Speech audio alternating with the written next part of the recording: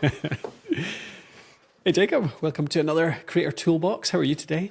I'm good. New year, new episode. 2024, indeed, indeed. Oh, You excited for the year? I am. I am.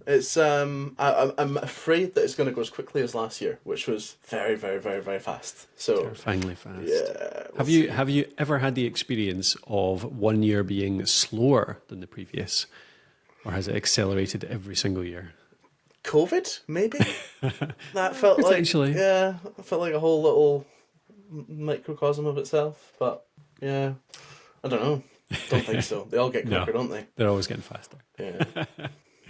All right, so we jump into it. We've got tools of the week. Let's do our tools of the week. Exciting to know. I'll mention this for the listeners' sake as well. We've started inviting on guests for this. My whole idea for the Creator Toolbox was to get more people on here, so it's not just you and I, Jacob. Although, of course, it's good fun just doing it with yourself. But we're going to get some more creators on as well. And we've had, what did you see, like 5 or 6 Oh replies yeah. already? Already, yeah. I was surprised. So a bunch of people, yeah. So that's going to be great fun getting an extra person on. So generally it'll be me, Jacob, and one other person. Generally somebody who is a creator, who has been working in this for a few years at least, that will get on to share their tools, tactics, tips, all that kind of stuff. So that'll be good fun. So that'll be upcoming in the next few weeks.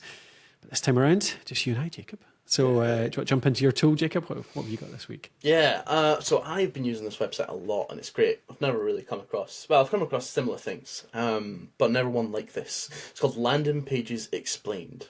So I spend a lot of time looking at landing pages, writing landing pages, trying to improve landing pages. And there's all sorts of sites that are sort of full of inspiration, that are full of just like like big grid of just here are a lot of landing pages, and sometimes you can filter them and you can look for certain types for different things. And I find that useful. It's nice to look at some of the things other people are doing, some of the patterns that they're using, some of the wording that they're using, some of the copy. But this one is really unique in that it's all explained. So all of the landing pages that are on it are annotated. And quite a lot of them are actually annotated by the creator or by the marketer that made it. It's All right. yeah, it's a little project done by some of the guys that I actually mentioned on a past episode. It's by Ollie Meekings from Senja. Yeah. So yeah, no, a really really cool little tool. This is really cool. So yeah, so it's kind of a breakdown. Do they take volunteers for it? Like, can you submit your landing page, or is it Yeah, just totally. they'll seek them out?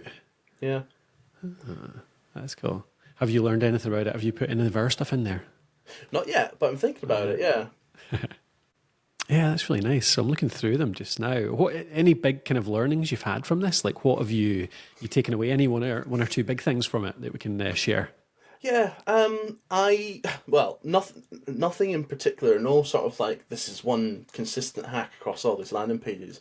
But for me, the reason that I find it really useful is that I second guess myself, my writing, Yep. a lot. So this is a really good way for me to go and compare myself to, which sounds counterproductive, but to compare myself to some of the things that other people are doing and actually get validation. Or if I feel Yeah. like something Yeah. isn't quite right, like this isn't, there's something wrong about it, I can go and have a look at a bunch of other landing pages and actually see the reasoning behind a similar thing on another landing page. And I find that really, really useful. It gets me unstuck.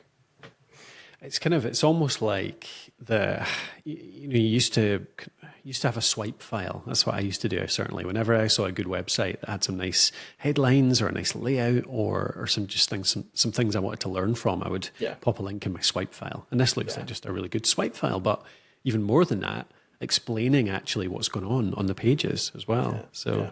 looks really useful. That's Yeah, great. yeah. So All right. all of these are Ollie, but actually quite a lot of them are, like I say, like the people that made them, Yeah. which is cool. Yeah. So Yeah. maybe That's I'll excellent. submit ours. Yeah, nice. Yeah, pop one in. Cool. Alrighty. All right, I've got a boring story for you for my one, Okay. but really useful. So, listener, please don't tune out.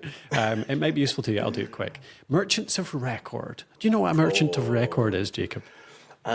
Something to do with tax. So what is it? They have like shell companies in various different countries, and they do your tax by country, so that you don't need to. That's basically it. Yes, exactly. It's basically that. So a merchant of record is a company that you sell your stuff through, and then they actually make sure that they are complying with all of the tax laws in all of the countries that you sell. So a good example is we sell ebooks. We sell courses. Ebooks are actually a really interesting one. They're a really useful one. So that's kind of the story around this, is that we sell Finally Start Your Podcast book. We've got a podcast growth book. We've had loads of different PDFs that we've sold over the years as well. And books have a different VAT rate, a different tax rate from anything else, any other kind of product. No idea how this started. It's the most ridiculous thing. And when it first began, it actually stopped a lot of people selling their books. It actually put a lot of people out of business, exactly, because most of it was kind of a side income itself. But there was a lot of people who were affected by this. The fact that suddenly there was these huge tax reporting requirements around selling digital products around Europe, particularly, but also in the US, I think, like between states. And it meant that people just couldn't do it. Like individuals just couldn't do it because they'd have to pay an accountant, or it's just too complicated to learn. Like it's a ridiculous thing. So merchants of record even started up to cover this. So then you can just list your book or your product, whatever it is, on these merchants, and they take care of the entire tax thing. They make sure they're checking who is buying and from where, what country they're in, gives them the right tax, and then submits that tax to the right authority, like to the country. So if a person in France buys one of our books, they charge French ebook tax specifically, not even like normal tax, and then they send that to the French government, and you don't have to care at all, which is beautiful, because it's a really complicated, horrible thing to try and deal with. Boring, but not as boring as if you had to do it yourself. Exactly. Yes, totally. Yeah. So I've been dealing with this again just in the recent months. So I thought I'd share it, because I think when I first started learning about it, it was a huge thing. It was really overwhelming. So if there's anyone out there listening trying to sell these digital products, I think it's really worth knowing. And it affected what products we use, because we've been trying to sell, like I said, courses, particularly setting up communities and courses. The tax isn't quite so complicated in them because it's more of a service than a digital product in most cases. But still, it's so much easier if you can sell it on a place that actually remits all the tax for you. Yeah. So I've ended up bringing a lot of our stuff back to Teachable, for example, because it's a merchant of record and it actually handles so much of that for you. And the other one that we use a lot is Gumroad. So Gumroad is really good for ebooks and stuff like that. And Teachable is maybe more if you're kind of larger products, like larger courses or coaching services, that kind of stuff too. But if you use either of those, it means that you don't have to worry about any of this stuff. And it's even more relevant for us right now.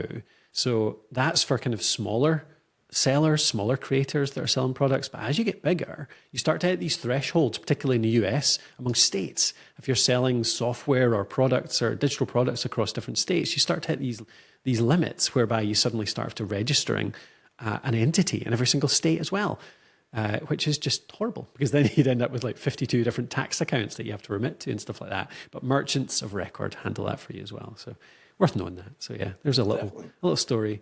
Gumroad and Teachable are what we're using for this just now. A few others out there, like Paddle is actually an equivalent of Stripe. It's a payment processor, but acts as a merchant of record as well. And they claim to be really good for just handling all that stuff and handling the tax and things like that too. So yeah, Gumroad, Teachable and Paddle worth looking at if that's an issue you're coming across. Wild that Stripe doesn't do it. No, I know. It's kind of, they've just stuck really purely to just pure payment processing, and they've got VAT tools in there, and they do actually they've got a tool in there where they help you correct the right tax, collect the right tax. So Stripe tax, you pay a bit extra. It's like 0.5% or 1% or something on every payment. But yeah, they don't do the full on one, which is weird. Maybe someday. Maybe one day. All right. You got any other tools for us this week, Jacob? No, not this week. No, that was it. Cool. No worries. I'll do a quick mention for a couple of bits of kit then that I'm trying out just now. Not a full review or cover, because I haven't really gone into them too deep yet, but I've got a Rodecaster Duo sitting on my desk in front of me just now. We get sent one for review, and Dev reviewed it on our website. So if you go over to the podcast host, thepodcasthost.com, you'll be able to get a review there. Just search Rodecaster in the search at the top. But the Rodecaster, I've always found the Rodecaster device really useful to use. It's great for all sorts of different stuff, particularly if you're doing a live stream or stuff like that, bringing in cameras and everything, but it's quite big. Yeah. And the Rodecaster Duo, you never really use all those channels. It takes 4 different mics and it's got loads of different channels on it. But the Rodecaster Duo is a lovely little, much smaller, much more portable device. So, but it seems to include pretty much all the different features that I'll need. So looking forward to playing with that over the next few weeks. I'm not an audio hardware geek at all, really. Not because it doesn't interest me, just because I don't know a lot about it. Yeah. Why would I need that? At what point do I need that? Yeah, so the most obvious one is if you're recording in person with people. So if the two of us were in a studio together, that's the really obvious use case because you can plug in 2 mics and it lets you control each person individually. So that's like it's harder to justify if it's just online. But online, for example, I can play, so there's the stuff like silly stuff, maybe a little bit of polish is like the sound cards. So you can get things like little sound effects, a little cheer in the background because we're doing so well. You've got things like that. I can bring in a phone call on it as well. So actually I can connect my phone up to it via Bluetooth. Cool.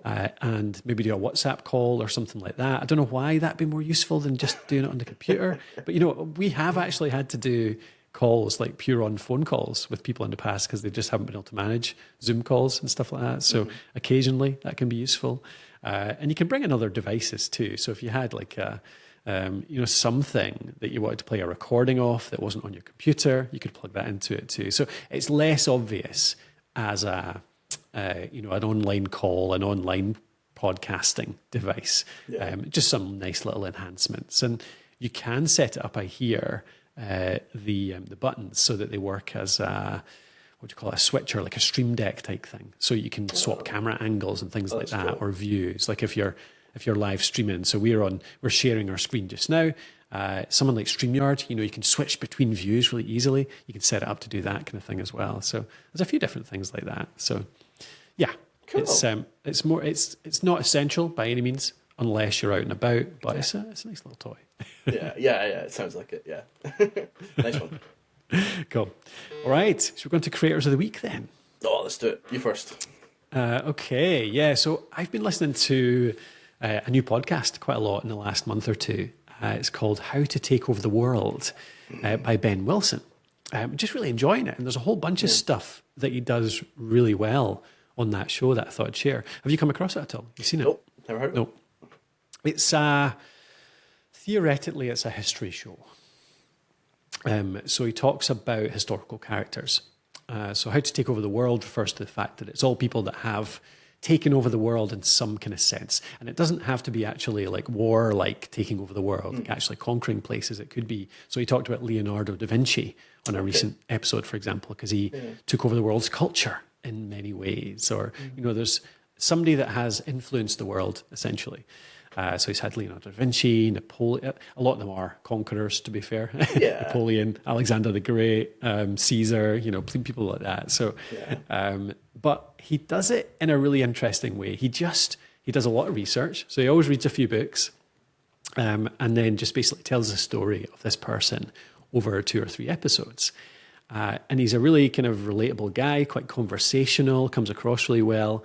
But the way he brings it together, I think, is really cool because he not only relays the kind of high points and low points of this person's life and the history, and you learn about the history, but he relates it to modern life as well. Like he brings in lessons. Yeah. So that's his big thing, is bringing out lessons from these people, like takeaways. And this is what I learned from this person, how they dealt with this that we could use now in our life.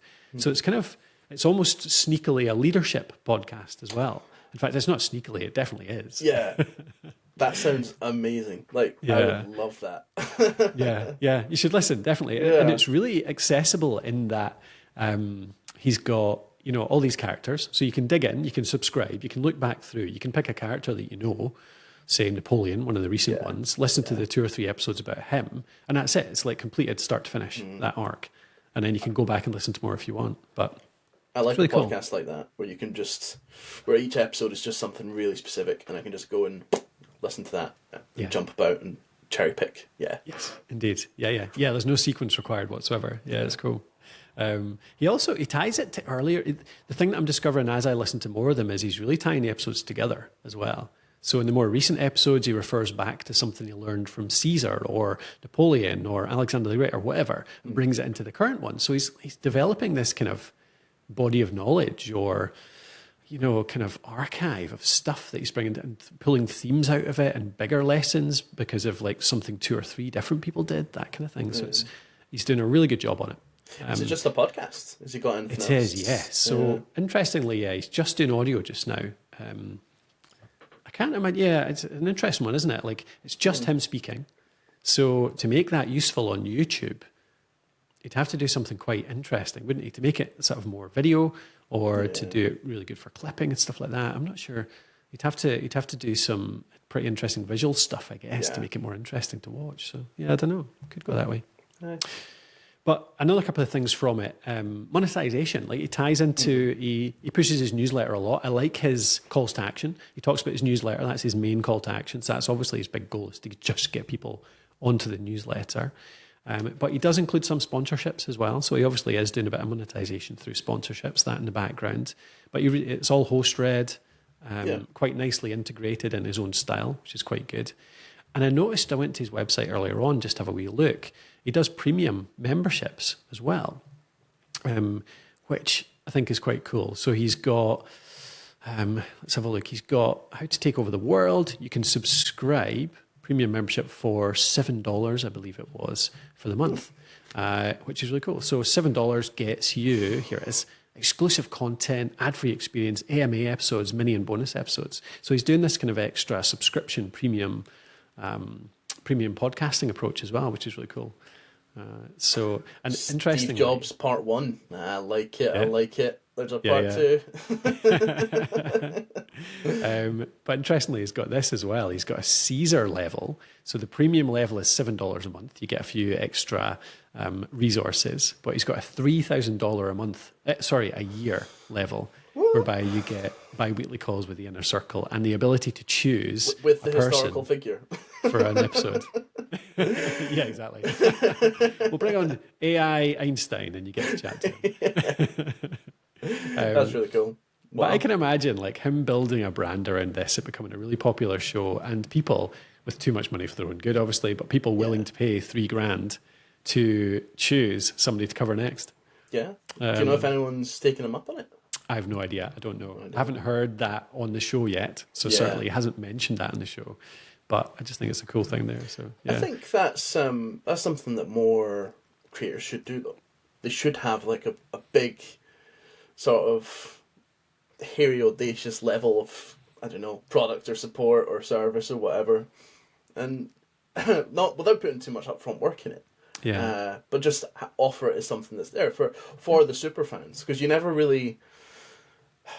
know exactly how many super fans you have. You probably just think you don't because you've not heard from them. But yeah, that's I like that. I think more people should do that. Absolutely. You're totally right. Yep, absolutely. I mean, you might get one person a year buying something like that, but then suddenly you might get a few people because you've just suddenly hit this kind of threshold of popularity or engagement or something. It's just, worth trying. Definitely.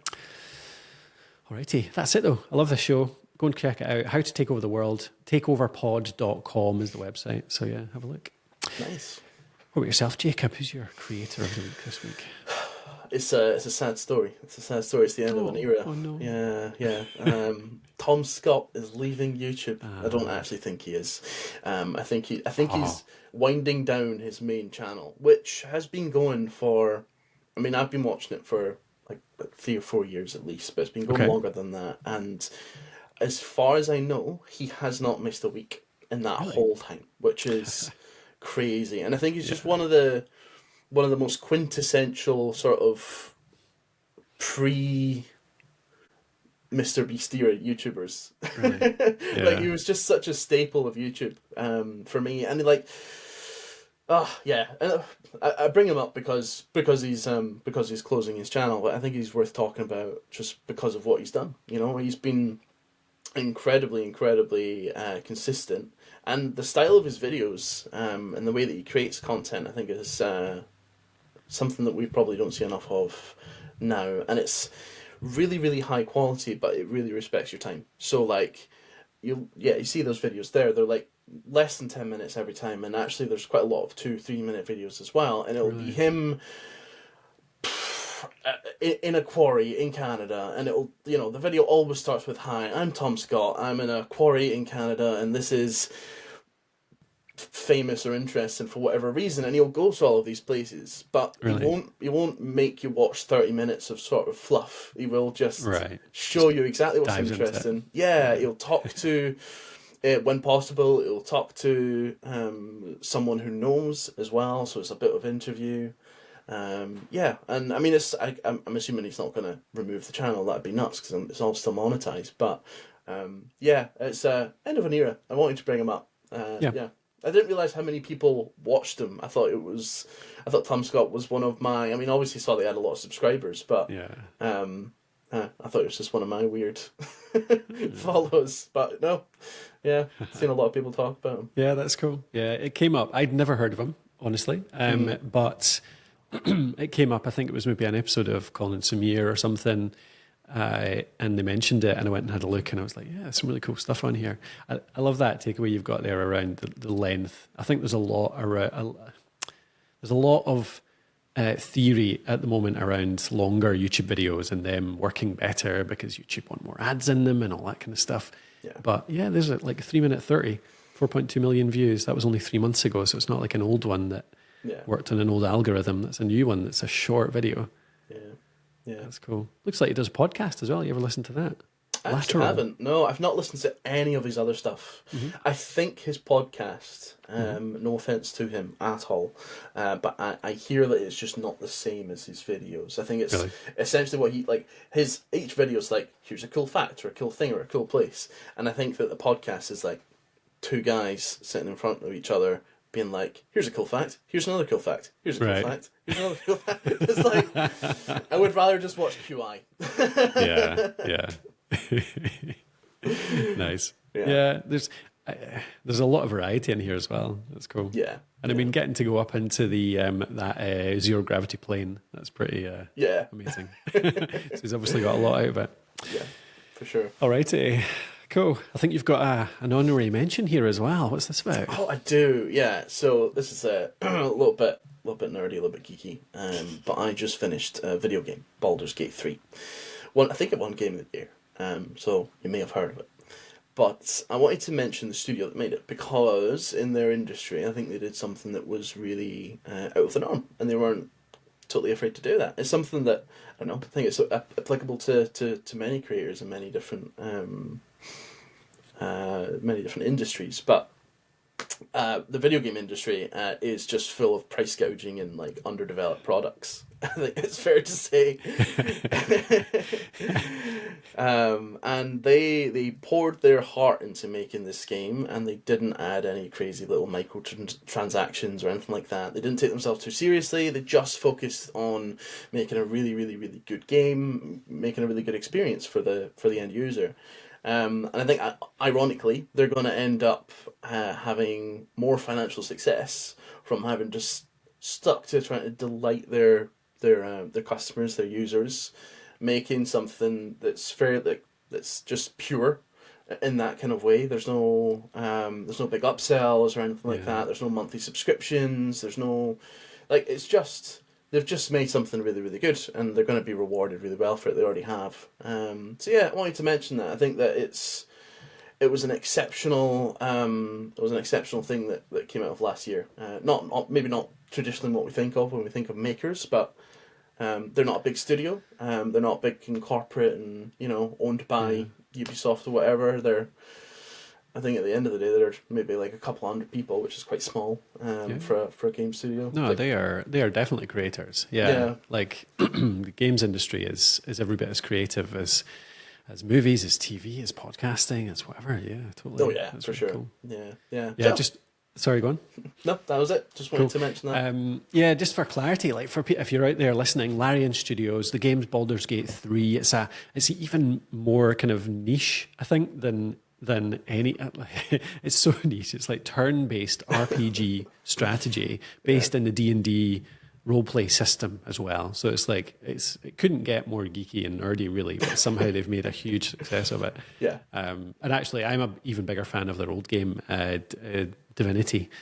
Original Sin #2, which saved me and my friends through lockdown. We just played that together through the whole of the pandemic, and it's great. It was so good. That's, I would argue, even more creative actually, the originals, because they invented the system there. They didn't even have Dungeons and Dragons to build it on. But yeah, they're both like great in their own right. For sure. Cool. Good mention. Alrighty, let's pop on to the sort of tying up aspects then. What did we make last week, Jacob? What have you been working on? Last week, I was trying to remember what I did for a living. Coming back from Christmas. Coming back from Is that right? Christmas. Was that last week? I think it was. I think it's been 2 now. But has it been 2? Oh, that's fine. It's okay. Don't worry about it. Oh no, I was off the first week. It's okay. It's okay. Yeah, true. Yeah. So last week was genuinely just catching up and doing some planning for the year, doing some planning for the year, but mostly just for like the sort of foreseeable few months, the first cycle, second cycle, kind of going into it. So looking at our funnels, how we are going to convert more of our traffic to subscribers into customers, how we sell more of our smaller products.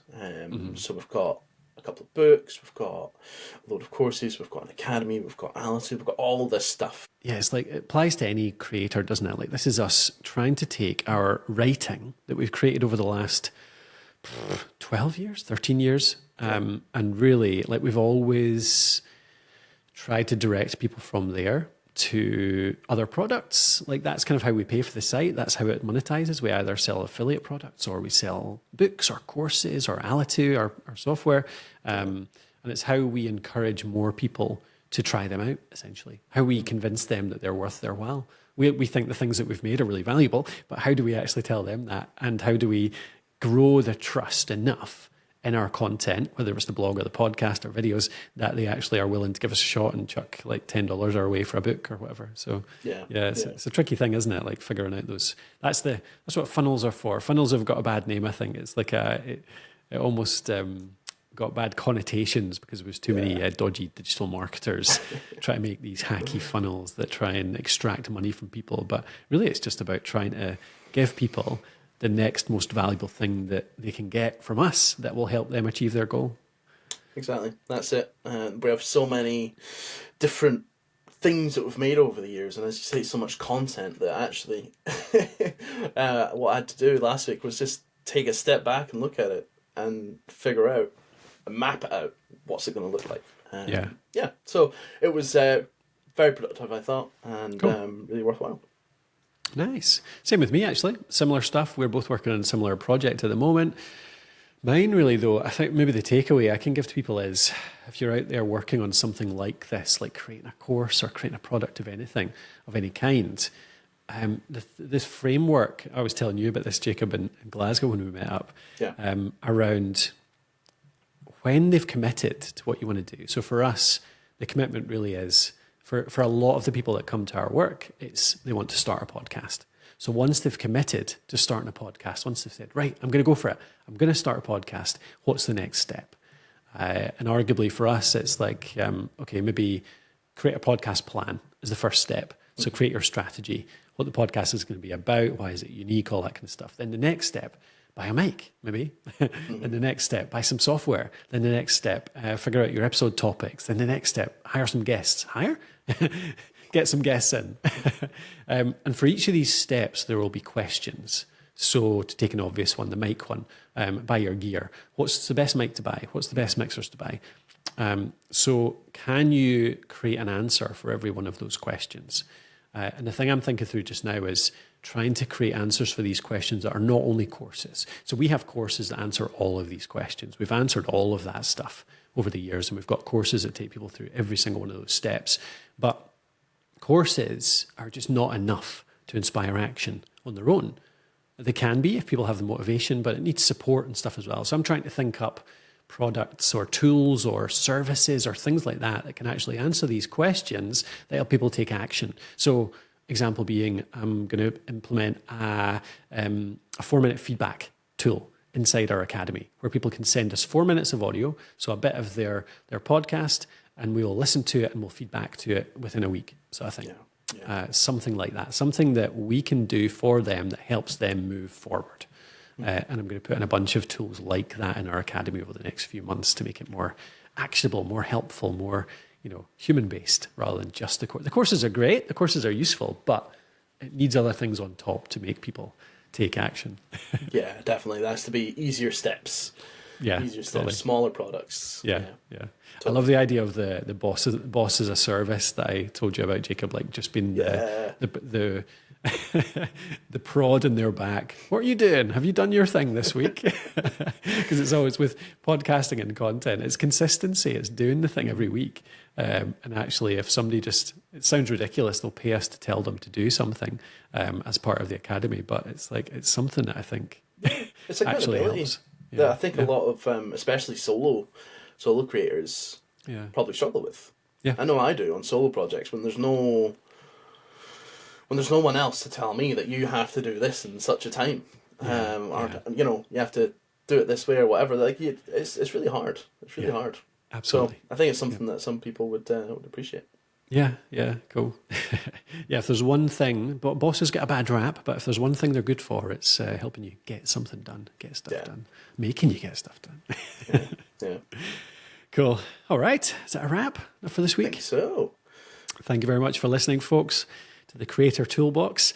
If you want to go and check out more of our stuff, please do go over to thepodcasthost.com. That's got everything we know about podcasting, anything you need to know about podcasting from starting to running to monetizing. And we've also got Alitu as well. If you make a podcast, we've got call recording, editing, transcriptions, podcast hosting, and all the rest right inside Alitu. Everything you need to create your own podcast. Go over to alitu.com. That's ALITU.com for a 7-day free trial. Thanks again for listening. We'll talk to you next time.